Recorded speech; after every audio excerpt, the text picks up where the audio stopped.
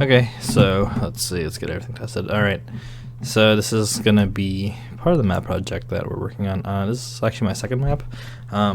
First map submitted as, at least I think it is, map hub link. Actually no, I should probably download it. I'll submit it as it is. It requires explaining anyways.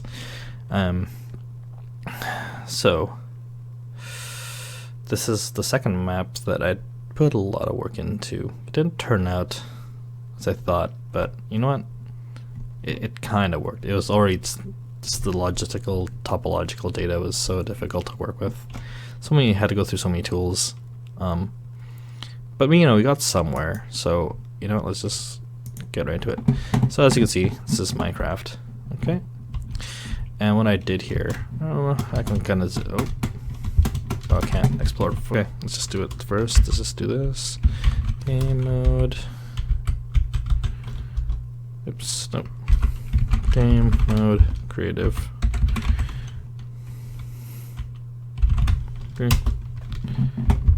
So yeah, there you go. So this also kind of fly around and make it easy to travel. So as you can see, there's some wildlife. Look at that. Some berries, some grass, plains, water. What is this? So what I did was I tried my best to create a city of New Westminster. It's not to scale. Ignore those giant tall buildings. Those are just errors due to topological data.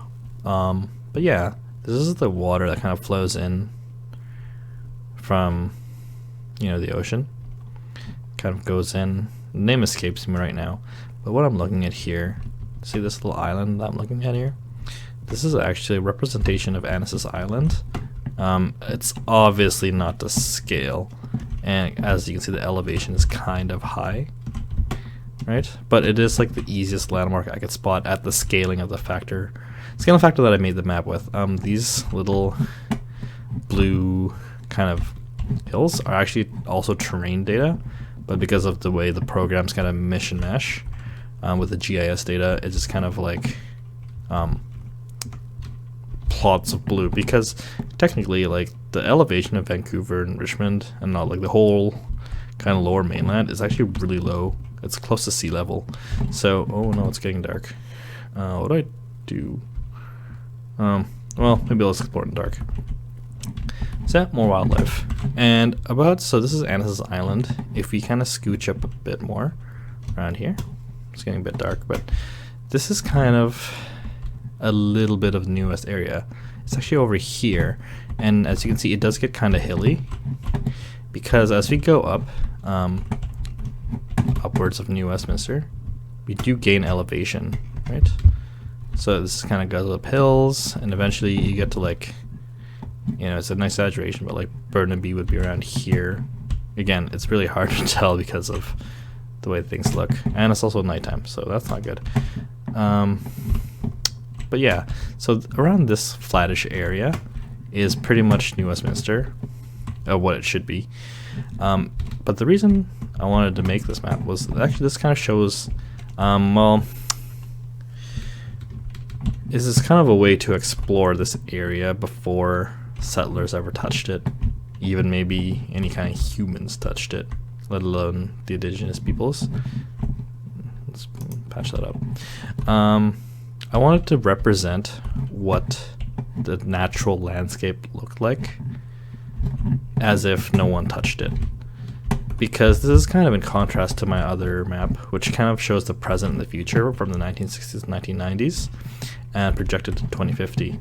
But this, however, is a different kind of map style where I wanted to show the natural, potentially natural landscape of what my city looks like without any influence of humans. So again, it didn't turn out as well, but again, it's a concept, it's an idea. Okay, if I had more time to work on this, I probably would have tried to make it more accurate. Again, like these blue markings should be land, not water.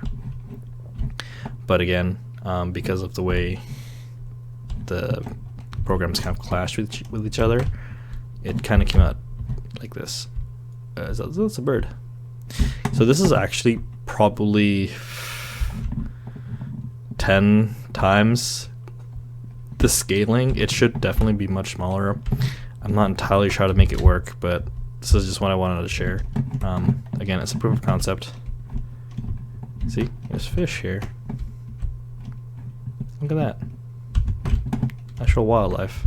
It was, for me, it was a way to explore. And I also use like gaming technology as it is to kind of represent what I want to show, that kind of the natural world before human impact. Because my main map kind of focuses on the struggles of neoliberalism and how that's kind of shaped the current landscape of not just like the global economics but also the world.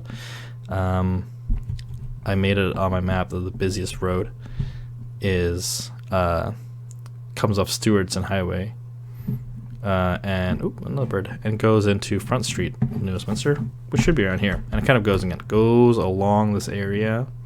Of course, you can't see it because there's no road or railroad built there, just natural land. And it's like the busiest street holds all the biggest transport vehicles, all the industrial transports, and because of that, you get a lot of pollution. And yeah, tons of air pollution, lots of car exhaust, emissions going everywhere, noise pollution, and yeah, just like wear and tear of the land. Yeah, so it's not the most pleasant space to be around anymore.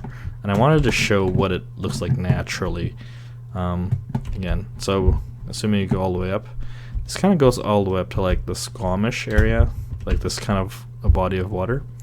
And eventually, okay, ignore the lava, but basically like around here, if we keep going up, this should be like Squamish around here or something. Again, the scaling is kind of difficult, and it's kind of difficult to tell, but I'll submit a map, a raw map, of what this area looks like. So yeah, coming up around 7 minutes. I think I've rambled on enough, but this is an attempt at showing the natural land before any human impact. Oh, skybox. Oh, moon. Yeah. Well, this is just a proof of concept. I hope I can refine this another time, but yeah, this is what I wanted to show.